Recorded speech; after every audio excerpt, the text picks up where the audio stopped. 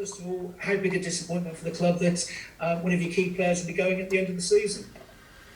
Yeah, I mean, look, Willi's been great for the club for the last 6 seasons. He's obviously, he's a great player. He's a great professional. I haven't had as much opportunity to work with Willi as I would have liked over this period. But look, we respect his decision. It's, he comes into a new chapter of his career, if you like, and he's got to, make the right decision for him and his family at this period in time, and that's sport, isn't it?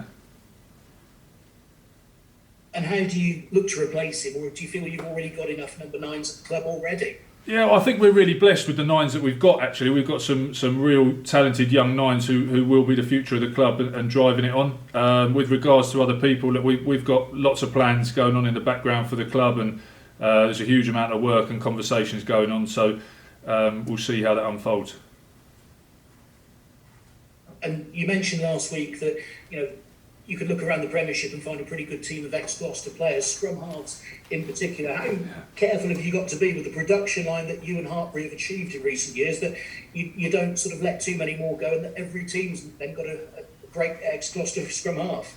Yeah, I think there is way too many ex-Gloucester players out there. Full stop. I think you could put a pretty impressive 15 together.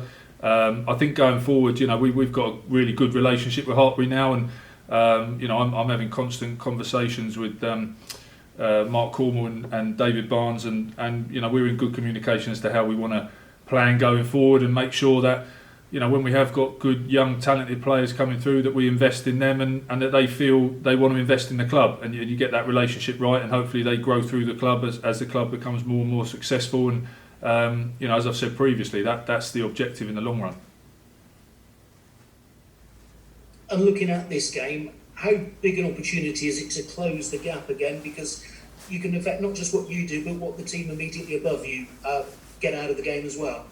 Yeah, well, I think I'm not too concerned about that side of things, to be honest. I'm more concerned that we grow a little bit more this week than we did last week, and that's always the plan, is to try and get better every week. And again, the boys came in from the Bath game, we were disappointed not to win, so we have to look at where we could have done better, what we could have controlled better, and we go into Worcester, who we fully respect, and we'll just try and be better than we were last week.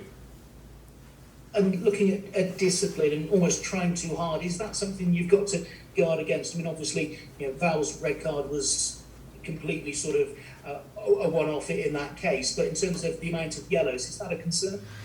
Yeah, I mean, we've talked about it a few times. There's no doubt about it. I think there are moments where lads just try a little bit hard. I mean, Chris Harris is one of the best defenders in the Premiership, and for that to happen to him at the end of the game is completely out of character, and that's not hold against him at all, because it's just a misread in a defensive line, and it's very unfortunate. There's nothing malicious in it. Val's is obviously, it is what it is. The game's changing, the rules are changing. We saw that with how many red cards there are over the weekend. So, Val put his hand up straight away. He knows it's not good enough. So, and he knows the boys had to work extra hard on his behalf. But, that's we haven't had any malicious yellow cards, which is a good sign. That Val's was, I wouldn't say that was malicious. I'd say that's just, poor technique, which we've acknowledged. But we do want to get our discipline down, of course, because we've lost 3 games in the last 5 or whatever, with a little bit of ill discipline at the end, which has cost us, and that's what I talk about, living in the moment. That's when you talk about a game, going for 80 minutes. You can't afford a lapse of concentration. You can't afford not to be on your toes, and teams are too good, or they've got too good a kickers, as Bath did with Prieston on the weekend, that give away a penalty on the halfway line that costs you the game. And with Worcester's game against Newcastle not taking place last weekend, how does that sort of affect your preparation of the parts that you do that focus on them?